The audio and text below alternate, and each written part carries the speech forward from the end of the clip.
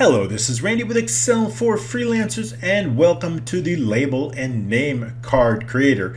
In this training, I'm going to show you how to select from multiple label templates and then also select your data from any data source, filter that data any way you want.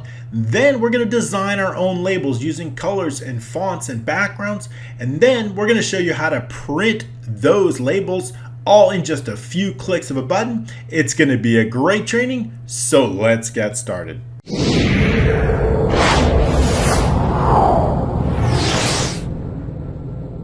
Alright, thanks so much for joining me today. I've got a massive application, probably going to take us a few weeks, probably 2 or maybe even 3 weeks, because we've got so much to show you in this Label and Name Card Creator.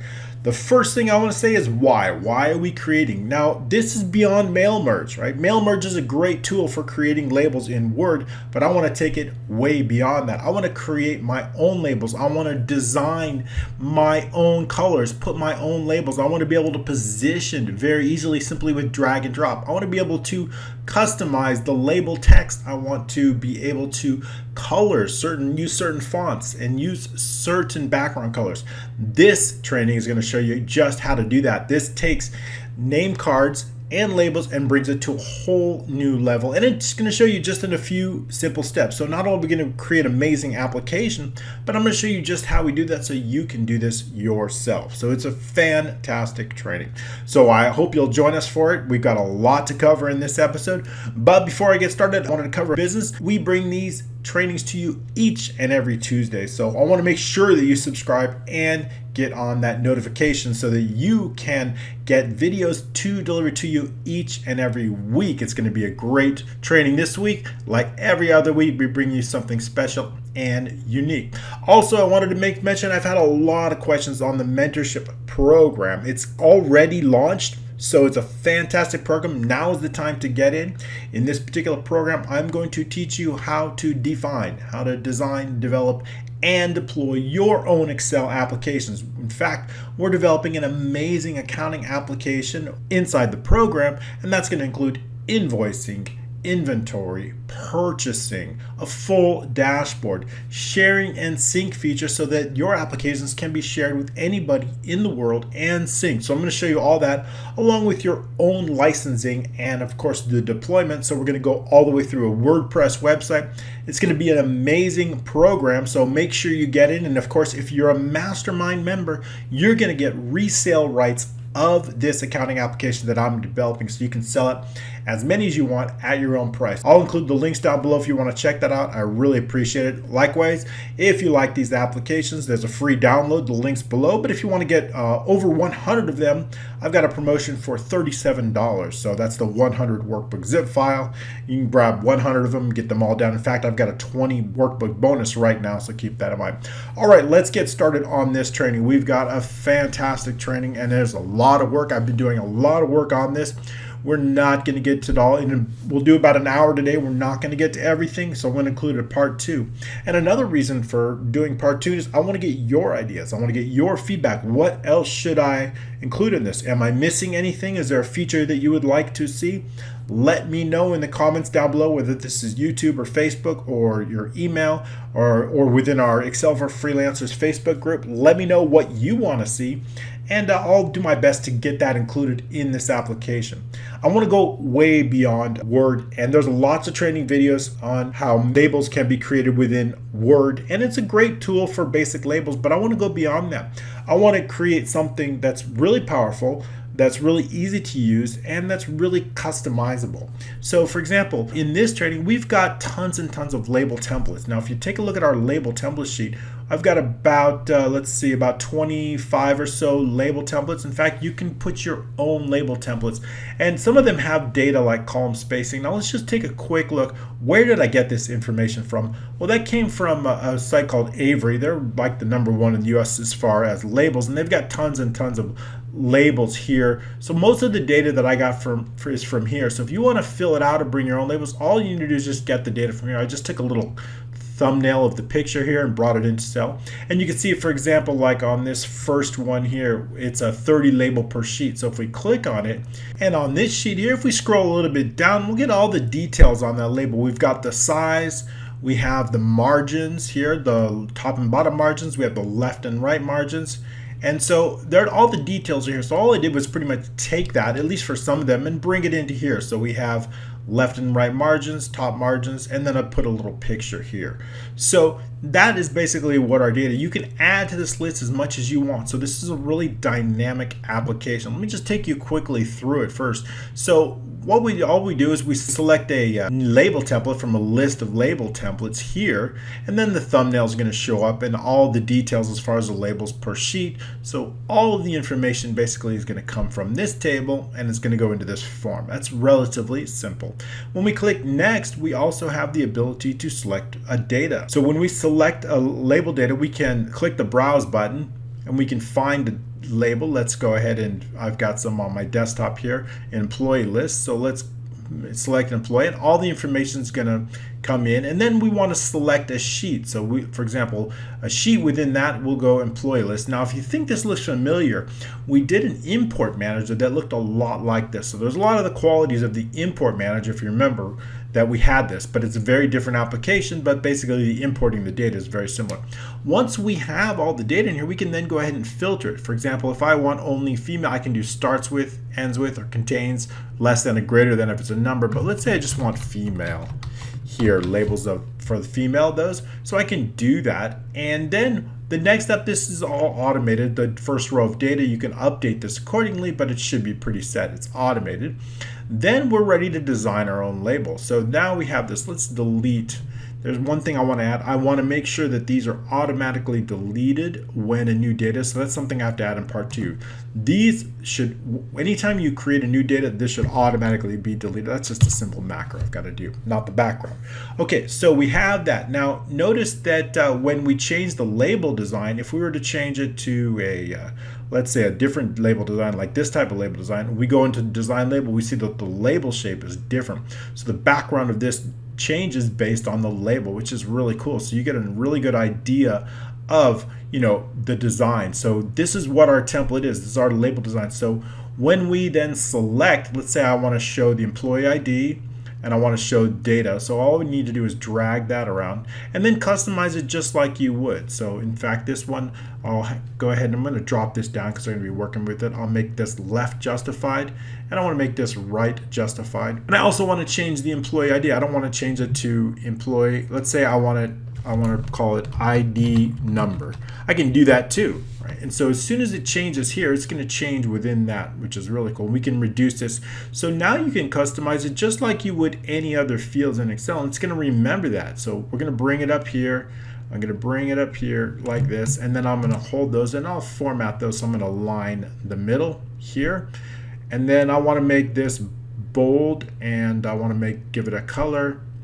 Give it a color of, let's say, blue. So we got that ID number, and then I want to add in that, and I want to add in the last name and bring that down here. I want to add in the first name, bring that here, reduce that a little bit so we can customize it. I'm just going to quickly customize this here so that you can see how we can quickly create labels that are really, really powerful. I'll keep that left justified, and so I'll line it up.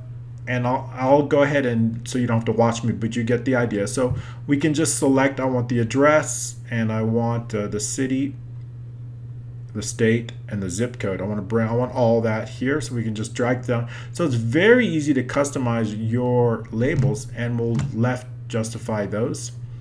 All right, so now we're getting our label completed here, and I'll bring the state down here. And we can, so as you work on these, you can then align them just as you would. So once you have it set, it's really going to be, I'm not going to make this perfect because I don't want you to have to watch me, but you get the idea here. So once we have everything set here, all right, let's say we have our label set, good, we like that, and we'll put in one, let's put in a status, and there, now we have the status here, And okay, so it's active. So now I got all the fields that I really want here. We want to make sure that they're within the boundaries of the label. We don't want to go outside, right, like this. We want to keep it inside, just as we would. So we have a really powerful designer. I'm going to align those as well in the middle. All right, and then we can make this bold. Okay, so now we've got our label. It's not perfect, but you get the idea. Let me just left justify these. It's always nice to actually left justify it and align them left. Okay, so now we have them. And what's the next step? Now that we have our label and we like the way it looks, we have everything here just set just the way we want to. What's the next step? Well, the next step is the review and print. That's pretty much it. We have everything. So now it's review and print. Now it's going to automatically create these, and it's going to go through, the first time it's going to go through a little bit of a, as we create these labels. And there, now it's done and it's creating the labels and all. Now great, now we have our picture. This is just a picture that's been placed there to give you a sample, but the actual labels that are ready to print are actually on this sheet. So the printed labels and everything's formatted accordingly. Notice the columns are automatically formatted, the rows are automatically formatted based on this, and it's ready to be printed. So all we need to do is go into our label creator and then click print labels, and it will print all the labels to your default printer. Mine is Snagit right now, so here's my Snagit here. So everything is printed just as the way it should be. Even the colors, everything is already set. So it's a really, really cool feature. We've got the number of labels to print and the sheets required, so that's going to be helpful. You know how many to feed in the printer. And so there you have it. That's how we do it. And now let's go ahead and get into under the hood and show you exactly how I made this. And in parts 2, we're going to be, I want to add the ability to add pictures to this. So I'm going to add a little browse button for adding a picture, so we can add pictures to this. And it's really going to be a lot of cool training. So let's get started on that. So the first part of this is this little tab design. I'm going to go over this quick because we have been over this tab design. And notice that every time you click review and print, it resets it. So that's kind of helpful. Keep that in mind.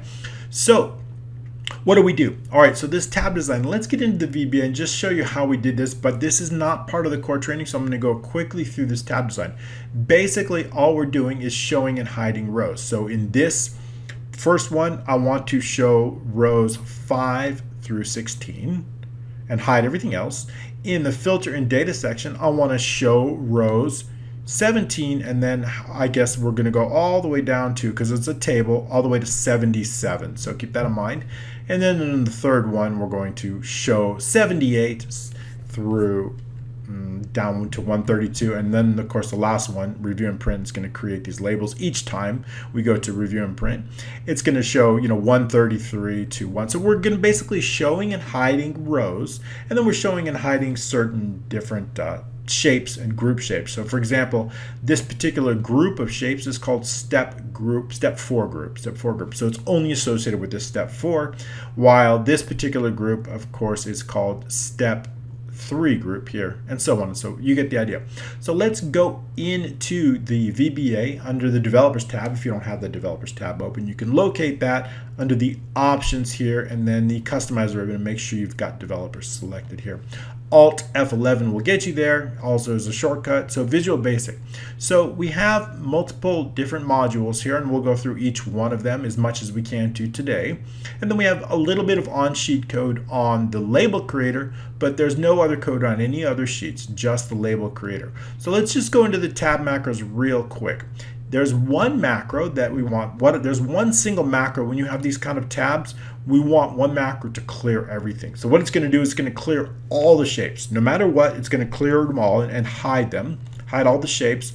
It's going to also hide all the button sets, and it's going to take all the buttons and give them a consistent color.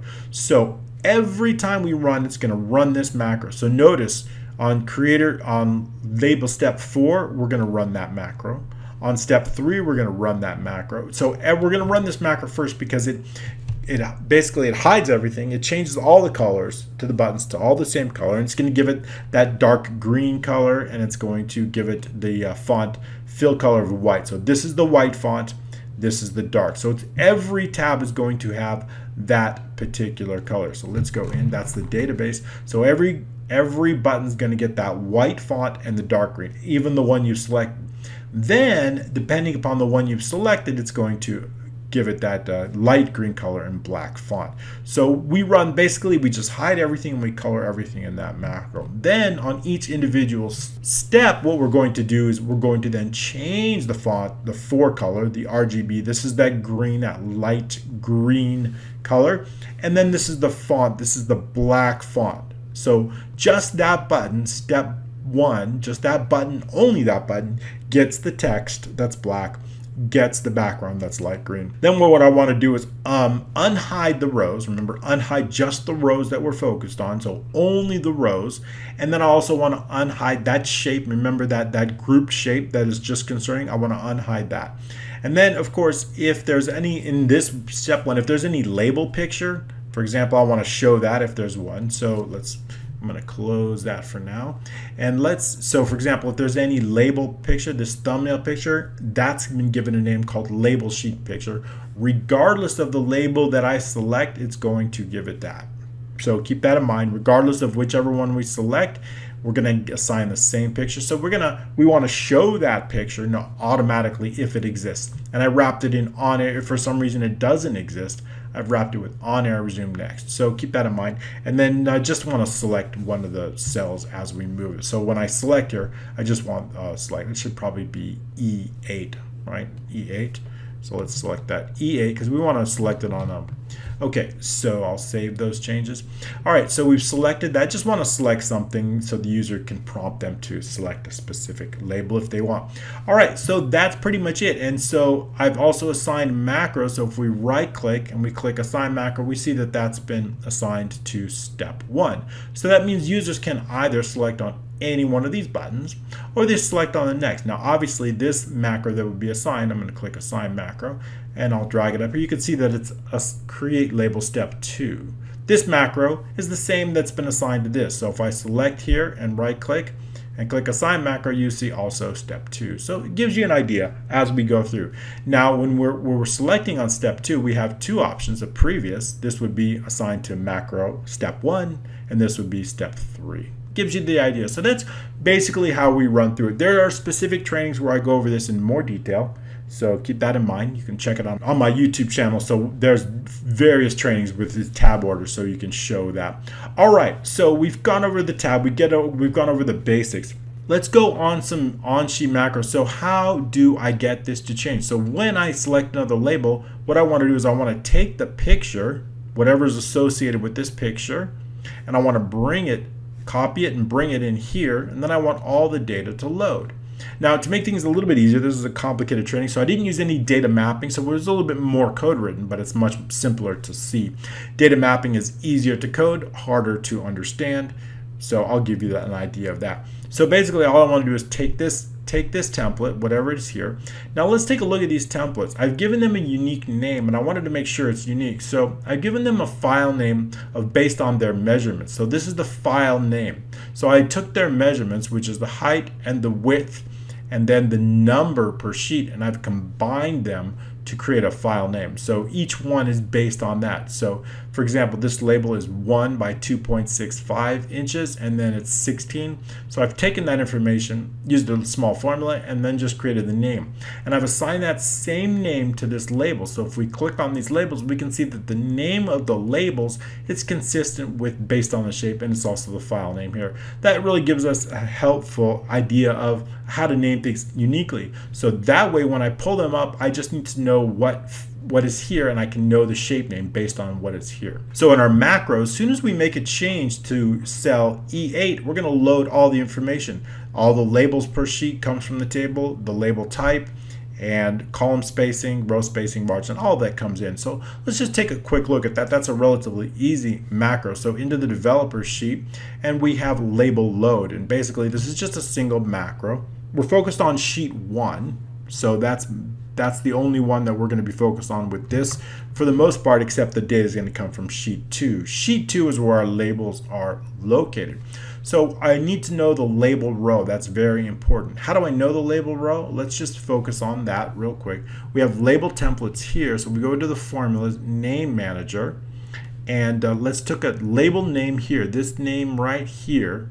There's a few additional name ranges. I need to remove some here, so don't worry about that. So if we look and we have an offset because it's dynamic, I want this to increase as our number of labels increases. We're going to start it out in A2 and go all the way down to A40 or whatever. You can increase this when you add more. Probably maybe I should make this 100. Okay, just in case. All right, so 1,000. I'm not going to have that many labels. 100 is fine.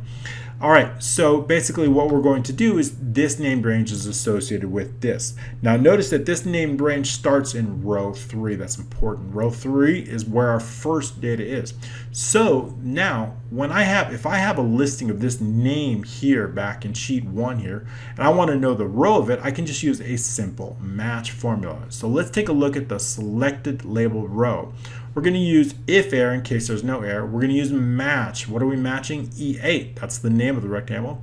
Where are we looking it up? We're looking it up in this named range label name. That's the same one I just showed you. We want an exact match, so this is 0. And then we're going to add 2. Why are we adding 2? Because I need to know the row. So if our first one starts in row 3, we need to add 2 to get. So this is going to return 1 on our match, but we want the row, not the first. So we add 2. That gives us row 3. That's how we know the exact row. So for example, this one would be the second one in the list. And that's why the first one is here. So the second one in the list is going to give us row 4. We need to know that row 4 because I need to load all the data from row 4. So we need to know the row. All right, so moving on. Again, this is what it looks like when you're not using mapped data. More code, lots more code. If I use mapped data, I can do this in just 3 rows or 4 rows. But in this particular, I want to show some what it's like without mapping. Mapping can get confusing to see because it's associated columns. So if we have a lot of data, this probably could be made a mapping. We've got a lot of rows here, but this is without data mapping, so you can see both. And basically all I'm going to do is going to take from each column in the table and bring it over to one field in the row. So that's all. We don't need to go line by line, but basically we're going to go through column by column by column and bring all that data into a specific cell here, here, here, here. That's all that code does. Pretty simple, easier to see, easier to understand, but takes longer to code. And the file name, remember the file name is located in H in the label row. I need that name of the file because that's the name of our picture. So that's located in H. Remember, our picture has the same name as what's here. So all I need to do is pull this, copy the picture on this, and bring it into here, rename it because I want only one name, rename it, label sheet, and then position it, basically position it right at H8 and then move it over to the right a little bit. And I'll show you just how we do that in the code. So the first thing I want to do is in sheet 2, which is our data, we know the picture name. We've already defined that in H. I'm going to copy it. And then H8 in sheet 1 because we've already dimensioned sheet 1 here. So H8 we're going to select and then we're just going to paste it right in there in H. And then what I'm going to do is I'm going to rename it. So if there's any shape that has that name already, we need to delete it. We need to make sure that we delete any old ones. If it doesn't exist, it would create an error. So that's why we've wrapped it in on error, resume next, and on error go to 0. All right, now we're ready with the shape's picture name, right? We've brought it in, we know the name, but I want to rename it. So the first thing I'm going to do is name it the label sheet. That gives it one consistent name regardless of the label. Then I'm going to position it on the left and on the top of AH. Then I'm going to lock the aspect ratio. I'm going to give it a set width because I want to make sure they're all the same.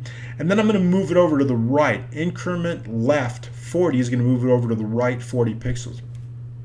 If I wanted to move it over to the left, I'd make this a negative 40. And then E8 select. So this is a very simple macro. That's all it does is it just loads the data. So as we change the data here, it's going to load. So each time we make a change, it's going to load those labels up and it's going to pull that label so you see how we did that. And the next step, what I want to do is I want to mark B4 to true. And why are we marking B4 to true? In the label creator here, when we make a change to E8, we want to run that macro. Label load, and I also want to set B4 to true because I want to, every time we make a label change, we need to run a macro. I need to run this macro on review and print that's going to resize. Remember, this printed labels, these are all set. Look, it's set for 3 columns right now, and it's set for these rows, but I need to reset it now that this is true. So when I do review and print, it's going to now go through macro. It takes a little bit of a time to reset all those rows depending upon the data and the type of, but it's going to take a little bit of time, and it's going to redo those, completely redo those columns and the rows. Now it's done. And so now when we go back in here, we can see that it's all, now we have 2 columns and the rows are much bigger. Of course, our label is really set for a smaller, we didn't change the label. So in this case, of course, you'd go through the design section, right? We'd go through the design and we'd make sure that all the fields are larger, of course. But for our purposes, we'll just stick with the basic label here. So it gives you an idea. So then it goes to, but now look, when I click review and print, it's much faster because we're not resetting. We didn't change the label. If we don't make the label change, review and print is very, very fast because we don't have to reset the columns and the rows. So it's always the same. But I'm going to reset it back to our original label just so we have a consistent label and shape, which is this one here. And then I'll run the review and print in just a minute. And it'll take a little bit more time because we're resetting the rows, we're resetting the columns, and then our labels are consistent with our columns and rows. So each time this runs, our labels are reset and our labels are built. So you can see how that's built up. And now it's done. And it takes a little bit of time, but it's covered. And so also keep in mind that, look, it goes from 1 to 3 to 5 because some labels have a spacing, have a row spacing. Some labels, there's a space. Like, for example, different labels. If we look at some of the labels here, like let's zoom into these labels. This label has some spacing in it, so we need to set the spaces. So row spacing is 1. There's a little bit space between the rows, and there's some space between the columns, so that's gonna set, that helps us really figure out exactly the right. You can adjust these accordingly. If you find that you need more spacing, feel free to adjust them as you need. So it's really flexible. All right, so moving on. So we understand now how we load the labels and we understand all the tabs. Let's move on to the select data and filter. Now when I select this data filter, all we're going to be doing, I'd rather not run this macro again because then I have to redesign my label, and I really don't want to do that with you here. So basically all we need to do is select this. I'll go over the macro with you, but it's going to basically bring in the file name, it's going to bring in the file path, bring in the file name, has headers because that's really important. I would suggest you always use data with headers because it's really important because we need to customize those headers.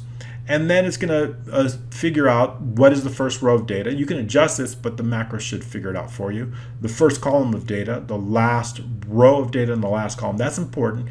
And then once we know the first row of data and we know the last row of data, then we also know the total rows.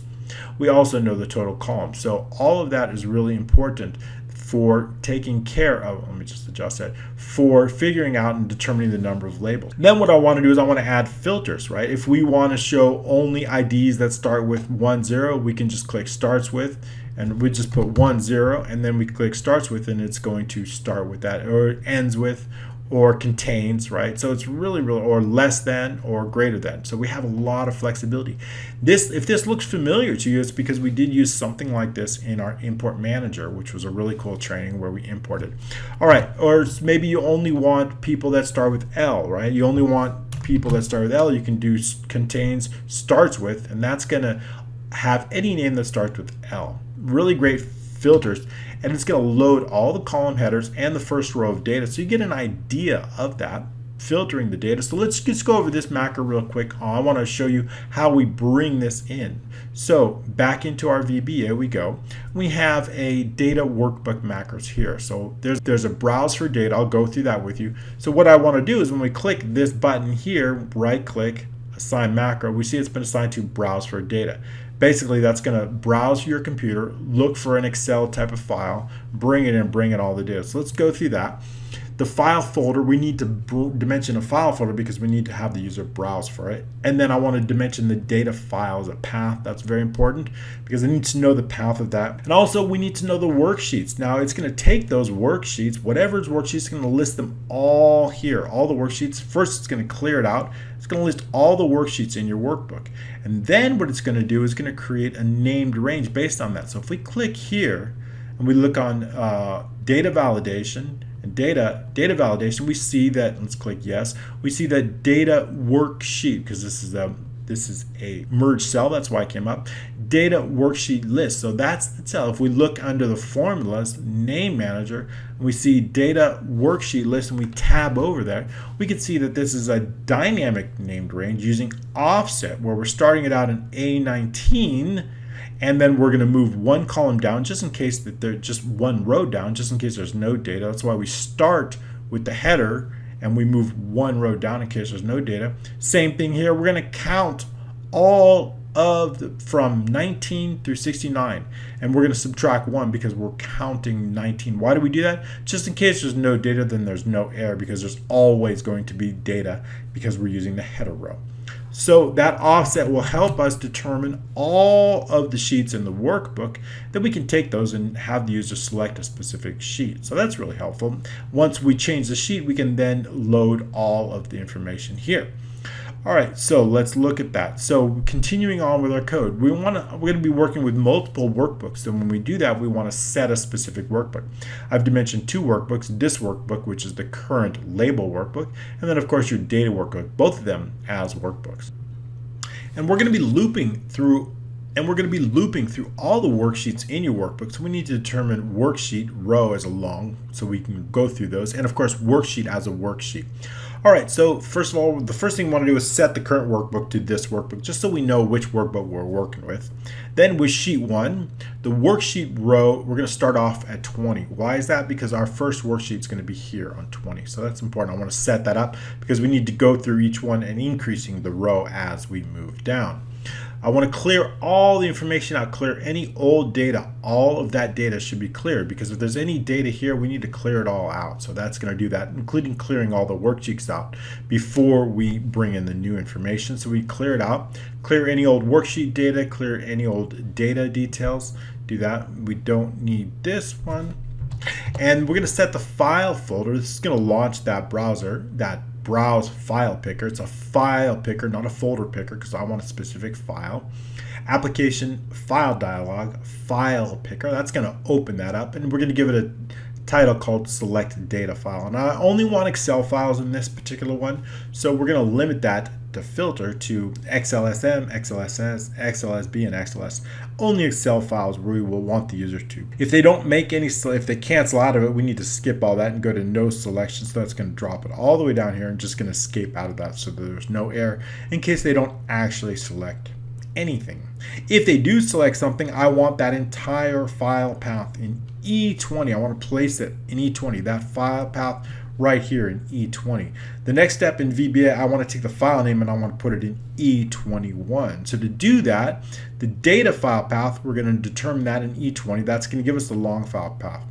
Then in E21, what I want to do is I want to extract just the file name. And we can do that using the directory command, directory of the data file path in the VB directory. And it's going to put that file name, just the name itself, in E21. Next up, I want to open the workbook. So we're going to workbook open, data file path. It's going to open that workbook. Now once we open, we can set the data workbook. Remember, we've set this workbook to the current workbook. Now we're ready to set the data workbook, and we can do that with data workbook equals workbooks directory and data file. That's going to set the data workbook. Now we can work with each individual workbook. So I want to loop through all the worksheets in that. I want to take each worksheet in that data workbook, and I want to place them right here in this column here, starting in A20. So do that with just a little loop. For each data worksheet, remember this has already been dimensioned as a worksheet all the way up here as a worksheet. So we know it's a worksheet. So basically for each worksheet in the data worksheet, we want to go through and get the name and put that name in column A. Sheet 1A in the worksheet row here is the data worksheet name. The name is going to put here. Then it's going to go one row down, adding on that, and it's going to loop through all of the sheets. So we can get that, because I want to put that sheet all in column A, so that that way the user, our dynamic named range, can pick it up, and then I can put it here in the data validation, so we can automatically have the user select that. So once they do that, we can then activate it. We're ready to activate our current workbook and just select the cell on the sheet. That's it. That's all we have to do. So now that we have the workbook here, we have the file name, and we have the sheets, what's the next step? Well, the next step is when the user makes a change to this will be blank. So when user makes a change to this, I want something to happen. What do I want to happen? I want to load all the data. So that means on the change of, I guess we're going to select it now. All right, so let's go through it now. And the desktop here, so we can show you employee list, select that. Now you see everything's cleared out. So, but our employee list, so now what do we want to do? Select the employee list. So when I select that data, everything fills. I wasn't going to do that because I didn't want to redesign that label, but don't worry about that. I'll do that for you. So now we have a this. So let's see, on change of I-21, we want to run a macro. So let's go through that. On change, here it is. On a change event, I-21, something's going to happen. One, if the cell, I want to make sure it's not empty. I want to make sure they have actually selected an actual worksheet. Then what do we want to do? I want to get data details. Now, if we right click and go to definition, we can see that macro is located here, get data details. We just went over browse for data. So now we're going to go to the second macro in this worksheet. It's a little bit long. Let's go over this macro called get data details. First thing I want to do is define the data file path. I need to know that, and the data and the string, the data sheet name both is string. The file path and the sheet name as strings. I also wanted to mention the worksheet row is long. We need to know what worksheet to focus on, and the first row is long. The table row, we need to go through the entire table to make sure that we have all the headers and all the first row data. So we need to define the table row, the table column, the first column, the last column, things like that as long whole numbers. And then as well as the data row, and then the data workbook and the this workbook. Also, we're going to be working with both those workbooks. Again, we're going to set this workbook to the current workbook. With sheet 1, I need to get the data file path. We know that's an E20 already. On error, just if there's an error, we're going to go to missing workbook. Set the data workbook to the data sheet data file path. So that's going to set the data workbook. And then on error, go to 0. If there's an error, that means it's probably open already. So the data sheet name is now equal to I-21. That's the worksheet name, right? We're setting that up. We know that, let's close this out for now. I-21, we know the worksheet's located there. Next up, we have D27 through 7. We're going to clear any old worksheet data. I want to make sure that D through J is cleared out. I want to clear, starting here, I want to clear it all out so we can get ready to bring in all the new information. And I also want to clear out any labels. Clear out the labels, which we just did. Now I have to redesign it again. Keep that in mind. So we cleared all this out. But I really also remember I also need to clear out these shapes too, because we can't have, so that's something I'm going to add in next week. I want to, when we add in new labels, we got to also delete all the old information. So keep that in mind. All right, so I'll redesign it right now. Okay, it just took a few minutes to redesign this label. So, all right, so you understand that now when we make a change to this sheet, it's going to load all that. So let's continue on with our macro here. And now that we have with data workbook, so we're finished working with this, we've cleared out all of the information we need to get ready for all the new data.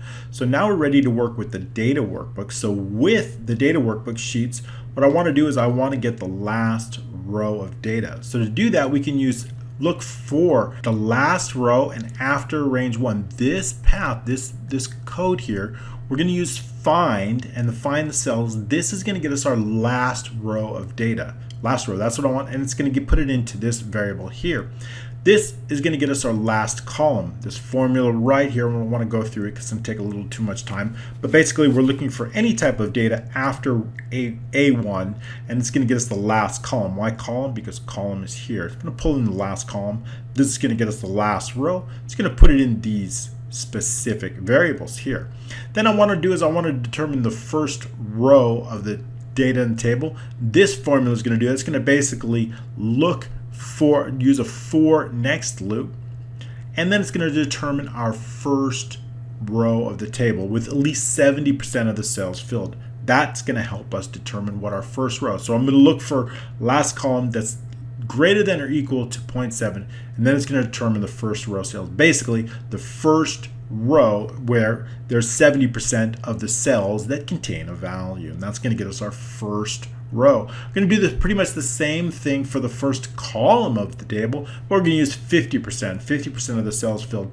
That's going to determine our first column. You can play with these formulas, but basically it's going to take that and it's going to get us our first row. So the first row here and our first column. Once we have that information, we can go ahead and place those inside the cells in our sheet. So that goes to F22, H22, F23, and H20.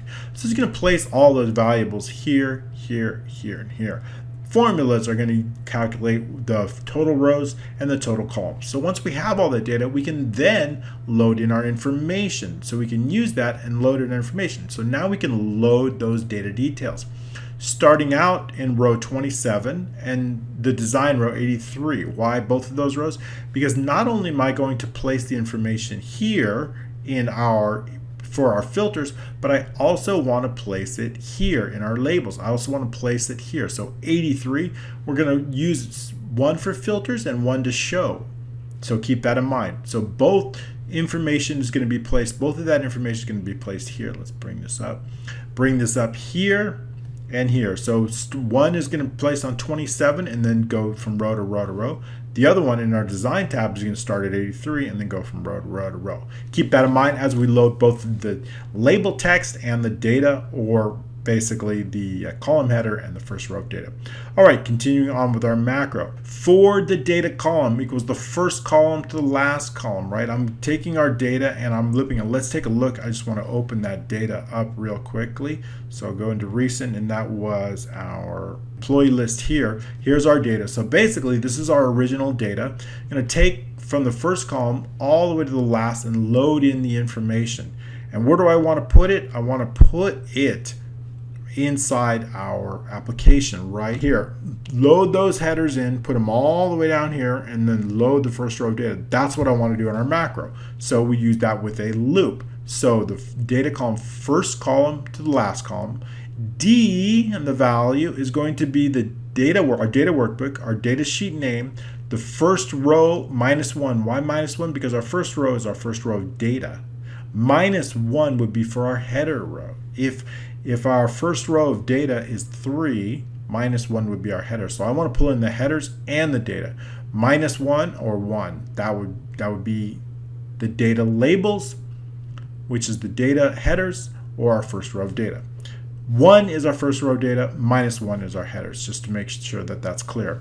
All right, so our headers are going to be located in as we loop through, and then our load headers would be both on the data row, starts at 27, and our designer row. Remember, we're loading both sections here in our thing, our data row and our designer row. Both of them contain the data. All right, moving on. So we have that. So that's going to load in all the headers and go through a loop. Next up, I want to add the first row of data. Same thing, data row 27, designer row, except we're not using column D, we're using column E. Again, same thing, going through and loading the information in. This time, column E. So both for our data here, column E for our data, and then also column E for our designer. So both of them get that data, and all we're doing is taking it from there and bringing it in. All right, so now that we have that, let's continue on with the code, and I'm going to close this because it keeps popping up. We don't need that. Okay, so continuing on with our code. Now that we have the first row of data, we're pretty much done. Just in case, and with which ends with sheet 1, and then of course if there's missing workbook, it'll come down here and says please check for correct data workbook, and that would be if there's an error all the way up here on error, go to missing workbook. If there's an error with this, set the data workbook. Okay, so now we've gone through the macros. We understand now how to load the workbook. We understand how we get the information, and we also understand how we're populating the column headers and the first row of data, both here in the filter and data, and then design your labels also in this tab. But now how do we get this? Now how do we filter data? How do we get this pop-up, and how do we get this? Well, remember, this is on selection change. So if we make a selection change to something other, we don't want it to show up. But if we make a selection change to G, starting at 27 in the last row, but what about if we select something that doesn't? Nope, that's not going to work. only if there's data in column D on a selection. So there's two different requirements. One requirement is they must make a selection in column G between 27 and probably 77. And the second requirement is there must be a value in D. So two requirements. So let's take a look under selection change in the workbook. Label creator here, this is what we're focusing on, and we're focusing on selection change. So here it is, the code here. Display filter options on selection. Remember, two conditions. One, they must make a selection between G27 and G77. And there's one more condition. And range D in the target row must not be empty. So those are the two. And of course, the target count must be less than 2. That means if they select a lot of them, we don't want to have an error. Remember, if they select more than 2, I don't want anything to happen there. Only when they select a single cell. If they select more, nothing happens. Okay, so those are the three conditions. Then what do I want? Then I want to track the target row. Whatever row they've selected, I want to put that in B1. B1 is going to help us because we need to know that. So let's take a look at B1 all the way up here. B1, 28. So as we make selections, B1 changes to the row number.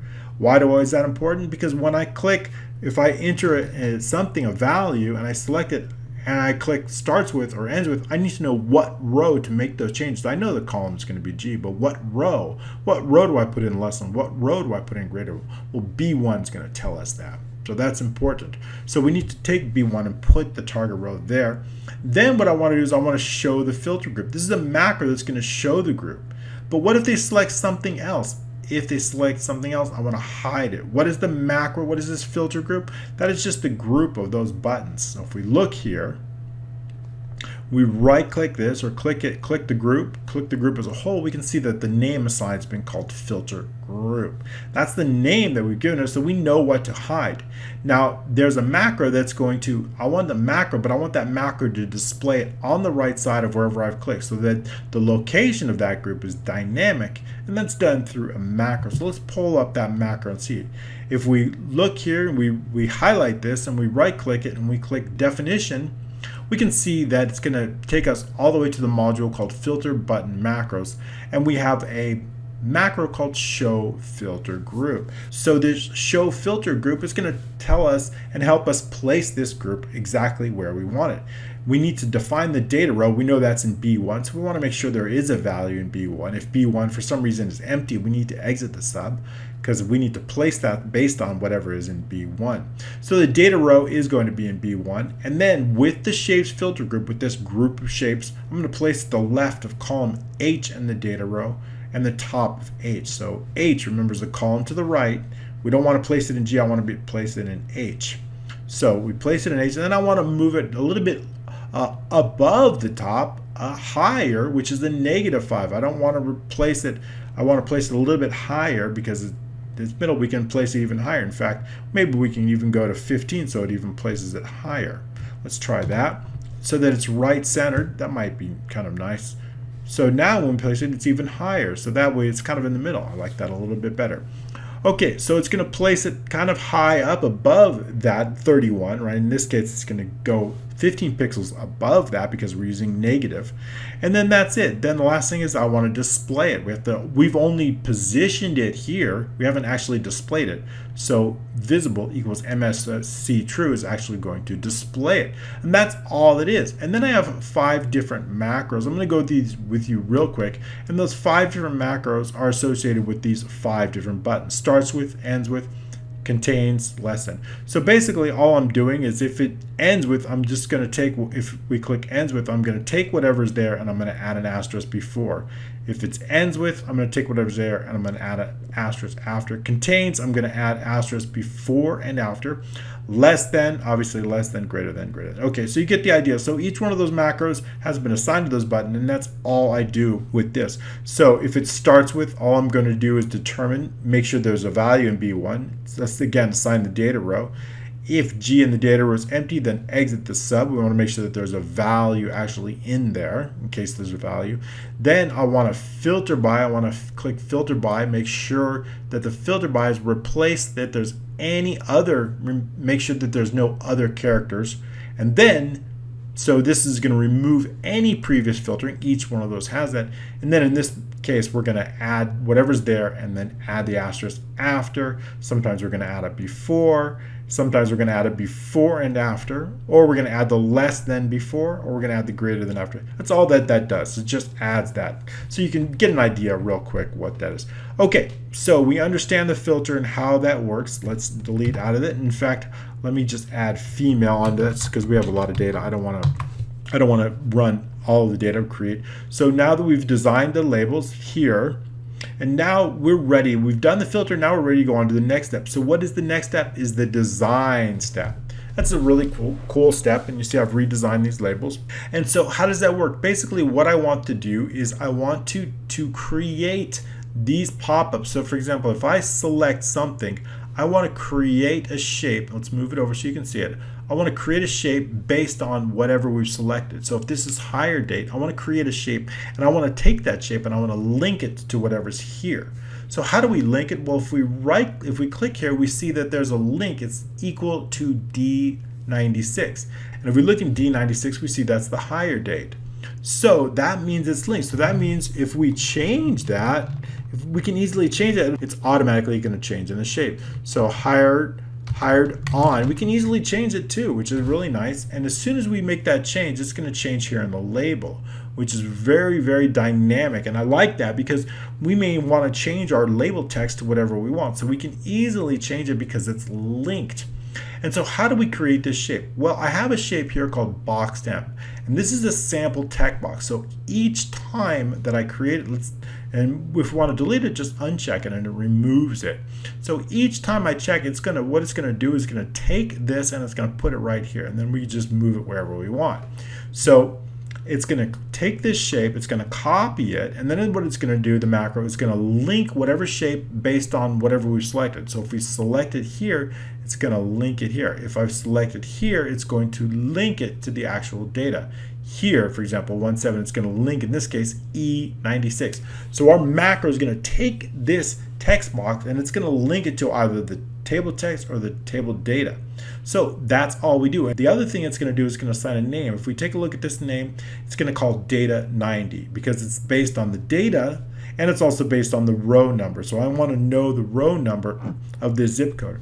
Or in this case, the hired on would be label 96 because it's a label or a data. So if it's data, it's going to give it the data and the row number.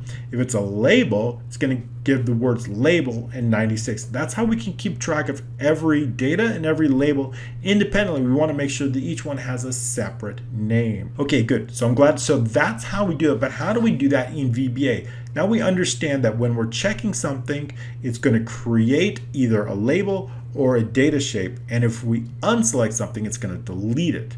And I know what it's going to delete because I know the row and I know the name. So for example, if I want to delete this data and I select it, we know the name. How do we know the name? Because the name of this shape is going to be based on data because I'm selecting the data, and we know the row 96, right? So we know that it's data 96 that must be deleted. So as soon as we unselect that, data 96 gets removed, or data 96 gets created again. And then we can simply customize it to our liking. All right, so let's show you how we did that in VBA. Back into the developers, and remember, we're actually making changes based on selection change. So that would be in the label creator sheet. And if we select down here, it's based on check or uncheck data and label options. Let's spell that like UK. Okay, so data and label options. So if the user makes a change to F83 to G132, I want to do something. I also want to make sure that D contains a value, right? We don't want to have anything happen if we're selecting down here, so D must contain a value, just like it did before. That's the only way we want something to happen. Okay, so as long as those two conditions are met, I need to determine a few things. I want to know the column that the user has made, so I want to put that into a variable called design column, and that's going to be the target column. And I also want to know the row, so I'm going to put those two into variables, the design column and the design row. The design row will be target row. Then what I want to do is I want to determine which one they have selected. Is it 6 or 7? If it's 6, if they selected 6, it would be the label, and if it's 7, it would be the data. So I need to know if the design column is 6, it's a label. If the design column is 7, it's data. So we can differentiate that right here. If the design column is 6, then we can do the following. Give it the shape name. Remember, we're doing two things. We're changing the name of it, and we're changing the shape of it. So that's how we can do it. So if the design column equals 6, then the shape name label, what is the shape name? Let's define that up here. That is defined up here. I almost skipped that. Shaped name is here. So dimension the shape name as a string. So we know that it's shape name. So I want to give this string, what do I want to do? I want to give it a label, the word label, because it's column 6, and the design row, right? But what if it's not 6? If it's not 6, then the shape name is going to be data. That means it's 7, right? So it's either 6, else it's 7. Otherwise, the shape name is going to be data in the design row. Next up, I'll put the formula into a string too. The formula and the name, I need both of those. We need both of those in strings. So if the design column equals 6, the shape formula is going to be D in the design row. Otherwise, the shape formula is going to be E in the design row. So all I've done is taken this created shape name and shape formula and put those into strings based on the column and the row they've selected. All right, now we're ready to work with it. Now once we have those into strings, if the target value is U, that means if it's currently selected, then I need to unselect it. Then I want to clear the contents, right? So what is this, that U with the 2 dots? That means it's selected. So if we look at this, highlight these sheets, we see that this U here with the 2 dots, that's the check mark, but it's the Wingdings font. The Wingdings font is the one that we're using. So if we drop this down, we can see the Wingdings font is that check mark. To get that, if you want to insert it, you can click Insert and then Symbol, and you can see that check mark is down here. It's also in the Wingdings font. You can find it down there. So this check mark is the Wingdings font, which is the U with the 2 dots over it. That is the symbol, and so that is in VBA. So if it contains that, then it's currently checked. In that case, I want to uncheck it. So target clear comp is going to automatically clear that, and then I want to delete the shape. Remember, I want to delete the shape, and we know the shape name because we defined the shape name up here or here based on the data. So we've defined it, and we want to delete it, right? When I have a shape, when I've selected a shape, I've got this shape, right? Now what we're saying is, if the target contains that U, what do I want to do? I want to define the shape name and delete the shape. In this case, the shape name is called data 96. So when I select here, the target gets cleared out and the shape gets deleted. That is done right here. Shape is deleted. Else, what do you mean else? Else, that means that it's unselected. In this case, else means it doesn't contain a U. In that case, I want to put a check mark there, and then I want to create. What I want to do is I want to copy this and create a shape based on that. I want to assign it a formula, and I want to assign it a name. The formula E96, the name data 96. So we do that with the following lines of code. Else, here, target value now is that check mark. It's now that U, which is going to put the check mark there. And then with our shapes sample text box, I'm going to copy that. That is the shape here. Take a look at the name here. Sample text box. That's the name that I want to copy. That's the shape that I want to copy. So we're going to take that, we're going to copy that, and then we're going to assign it a name and a formula. So we can do that with the following lines of code. Shape, then with H83, we're going to select it. We're going to paste in that, paste it automatically in, and we're going to, with the selection, with whatever's selected, we're going to give it a name. Selection name, which is that new shape, we're going to assign it a shape name. Once we have the name, we can work with it. I can position it, I can assign a formula, I can do all that thing. So let's do that. Shape name, that's the new shape. We're going to position it based on H83, and then we're going to move it down. H83 is right up here, is this one right here, but I want to move it down a little bit lower and a little bit to the right. And I also want to assign a formula to that. We can do that with this. So first we're going to position it based on the top left, based on H83. Then we're going to move it to the right, increment left 15. I'm going to move it down, increment top down. And then I'm going to assign a formula. We've already known the formula. We've assigned the formula here based on the column they've selected, whether it's going to be D in the row or E in the row. So we've already put the formula into a string. Now what we need to do is take that string and assign the formula. Based on this here, drawing object formula equals the shape formula. Next up, I want to make sure the placement is free floating. I don't want to move or size with the cells. And next up, the last thing I want to do is display it. So that's all that we do, and that displays the shape. So we see now we have displayed the left, the top, an increment, moved it over, assigned a formula and everything. And next up, I just want to select out of the cell. So last step is if they select something, I want to select E in the cell. I just want to get out of that cell. So we select E. And that does is it hides and displays the shape, and it creates a name based on the data cell. All right, so that's really great. So we can easily, and then once we have it, we can work on it. We can then just customize it as any way that we want by assigning bold, italic, underline, giving it any type of we can work with that shape once we have it. Simply, we can even put a background color on it. We can pretty much do anything we want, just as we would like any other field, and that's going to be carried over automatically into our labels. So, and if we want to delete it, we just make sure we unclick here, and it deletes it automatically. So that's very cool. I'm glad to show you how we got the design tables. We've got a lot more to cover. In fact, we're going to show you how in the next part 2, we're going to show you how to review and print and create labels. I've got a lot more to show you, but more importantly, I want to get your feedback. What would you like to see? Since this is a multi-part, I want to know what you want to see. Your comments, your feedback, your ideas are a part of this training. So I want to make sure included. Put them in the comments below. And of course, don't forget to share this training. In next week's training, we're going to show you how to review and print those labels automatically, creating really impressive labels quickly and easily. And I've got a lot more to show you, plus your ideas. So I can't wait to show you that. Also, if you want to pick up this, don't forget about our mentorship program. Have a look. I'll include the links down below. It's a really amazing program. Would love to see you in it. Thanks so much for joining me, and we'll see you next week.